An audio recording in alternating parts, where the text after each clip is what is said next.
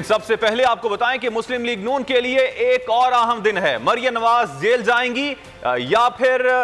उनकी जमानत होगी, इस हवाले से आज फैसला हो जाएगा। मरियम नवाज की जमानत मंसूख करवाने के लिए नैब की दरखास्त पर समाअत आज लाहौर हाई कोर्ट में होगी। नैब ने दरखास्त में मौकिफ अपना रखा है कि मरियम नवाज इलेक्ट्रॉनिक और सोशल मीडिया के जरिए रियासती इदारों के खिलाफ बयानात दे रही हैं। दरखास्त के मुताबिक मरियम नवाज ये तासुर दे रही हैं कि रियासती इदारे गैर फाल हो चुके हैं। इसी बारे में बात करेंगे। बैरिस्टर वकास हमारे साथ मौजूद हैं। बैरिस्टर साहब, बहुत शुक्रिया आपके वक्त का। आप ये कहिएगा कि मरियम नवाज जिन ग्राउंड्स पर उन्होंने अपनी जमानत हासिल कर रखी थी अब वो एग्जिस्ट नहीं कर सकते, तो नैब का केस इस वक्त कितना मजबूत दिखाई दे रहा है आपको? देखिए, जहाँ तक मरियम नवाज की बेल की ग्राउंड्स की बात है तो उनको मेरिट पे बेल दी गई थी और जो चौधरी शुगर मिल के अंदर इनके ऊपर एलिगेशन लेवल किया गया है वो एडिंग एंड अबेटिंग का है। और जो दूसरी बात है अपनी आपकी कि आया कि आज इनकी बेल मंसूख की जाएगी, कैंसिल की जाएगी कि नहीं। बेल कैंसिल कब की जाती है, उसके अंदर 497 क्लास 5 जो कि CRPC का है वो हमें ये बताता है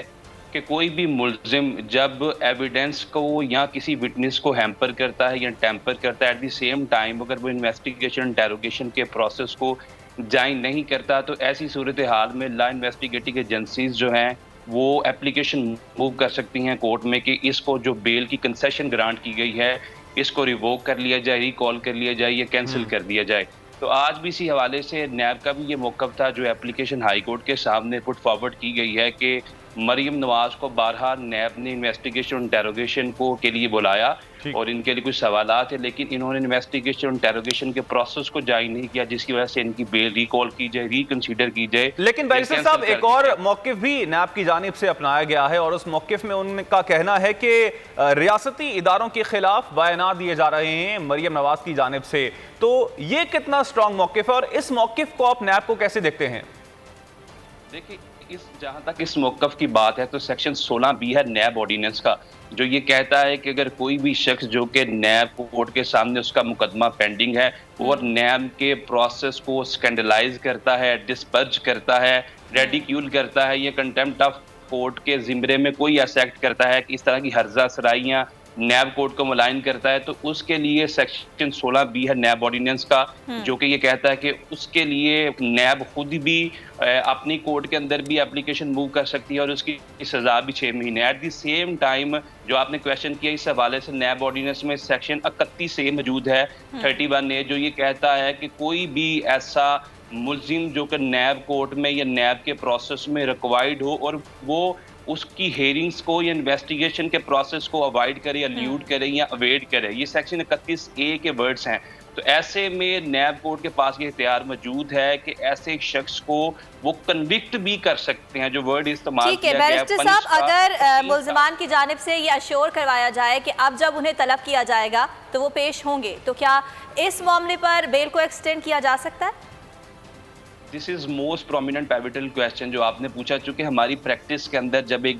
दफ़ा बेल ग्रांट कर दी जाती है तो उसके बाद बेल को रिवोक करना या कैंसिल करना, this is very hard not to crack. और प्रैक्टिकली और प्रैग्मेटिकली हमारी प्रैक्टिस में ये चीज़ें नहीं मिलती कि once the bail has been granted to accused उसके बाद उसको रिवोक कर लिया जाए। लिहाजा जो आपने क्वेश्चन किया, ये क्वेश्चन का सेंस था वो यही है कि इनको मैक्सिमम एक अपॉर्चुनिटी और चांस दिया जाएगा कोर्ट की तरफ से, what ever I think before बतौर स्टूडेंट ऑफ लॉ, तो वो उसमें इनको एक चांस दिया जा सकता है, एक अपॉर्चुनिटी दी जा सकती है कि आप इनकी जो नैब की एजेंसी के साथ इन्वेस्टिगेशन इंटेरोगेशन के प्रोसेस को ज्वाइन करें, कोऑपरेट करें, ताउन करें। और अगर आप ताउन नहीं करेंगी तो जो कंडीशन जिसकी वजह से आपको बेल ग्रांट की जाती है वो रिवोक कर ली जाएगी, क्योंकि जब भी किसी मुल्जिम को बेल की कंसेशन दी जाती है after that it is quite mandatory and obligatory on that accused के वो प्रोसेस को ज्वाइन करें। अगर नहीं करते तो कोर्ट के पास 497 क्लास 5 के अंदर ये पूरे राइट्स और पावर्स मौजूद हैं कि वो शख्स की बेल को रिकॉल कर सकते हैं। ठीक है बैरिस्टर साहब, एक और चीज जो कि ऑपोजिशन की जानिब से बारहा की जाती है, कोर्ट की जानिब से भी इस हवाले से बात की गई कि सियासी इंजीनियरिंग के तौर पर नैब को इस्तेमाल किया जा रहा है।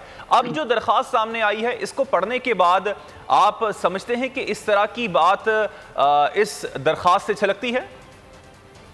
देखिए, सियासी इंजीनियरिंग के लिए इस्तेमाल किया जाता है इस हवाले तो 87 पेजेस की जस्टिस मकबूल बाकिर की जजमेंट है, जस्टिस याहिया फरीदी की, जस्टिस मसूल अली खान की। तो मुतअद्दिद हमारे सुपीरियर कोर्ट्स के जो जजेस हैं उनके नैब के बारे में जो रिमार्क्स हैं वो अच्छे रिमार्क्स नहीं हैं बल्कि एडवर्स रिमार्क्स हैं। लेकिन जो आज की एप्लीकेशन है, ये application that is very much clear in this regard, जो ये कहती है कि आप कोऑपरेट करें, आप कोलैबोरेट करें इन्वेस्टिगेशन इंटेरोगेशन के प्रोसेस को और हमारे अदारे को मलाइन ना करें, इसकी साह को डिस्पर्ज ना करें। और होना भी ये चाहिए कि जब लॉ इन्वेस्टिगेटिंग एजेंसीज आपको बुलाती हैं तो आप मुकम्मल तौर पर उसके साथ कोऑपरेट करें, कोऑर्डिनेट करें। और यही हमारी बेल की एसेंस भी कहती है, या बेल का जो लॉ है वो यही बताता है कि जब आपको बेल दी जाती है तो ये कंडीशन भी इम्पोज की जाती है कि लॉ इन्वेस्टिगेटिंग एजेंसीज को आप जहां पे भी रिक्वायर होंगे, you must render your custody before the law investigating agency and before the court of law in Pakistan. तो ये हमारे लॉ के अंदर एक रिक्वायरमेंट भी रखी जाती है जब किसी भी मुल्जिम को या मुल्जिमा को बेल ग्रांट की जाती है।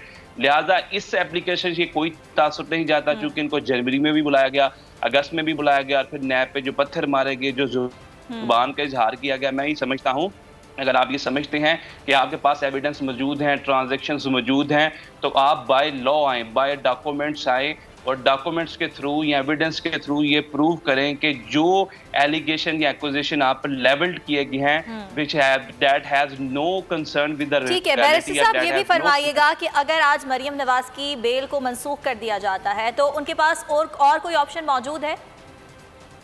देखिए, इसके बाद वो सुप्रीम कोर्ट में भी जा सकती हैं बेल के लिए कि मुझे बेल ग्रांट की जाए, लेकिन मैक्सिमम चांसेस यही हैं कि आज उनको एक अपॉर्चुनिटी दे दी जाएगी कि आप नैब की एजेंसी के साथ में इन्वेस्टिगेशन इंटेरोगेशन के प्रोसेस को ज्वाइन करें। और सेकेंडली शायद कोर्ट इतना कोई फ्रोशियस एक्शन भी ले ले, वैसे प्रैक्टिस में इस तरह की चीज़ें बहुत कम मिलती हैं, लेकिन हमारी सियासत के अंदर और नैब लॉज के अंदर एक्स्ट्राऑर्डिनरी सर्कमस्टेंसेस में एक्स्ट्राऑर्डिनरी डिसीजंस भी ले दिए जाते हैं। तो ferocious decision can be taken by the court of law और उसमें उनकी बेल कैंसिल भी की जा सकती है। ठीक वक़ास साहब, आपने इस हवाले से अपना तज्जिया पेश किया, कानूनी राय दी, आपका शुक्रिया।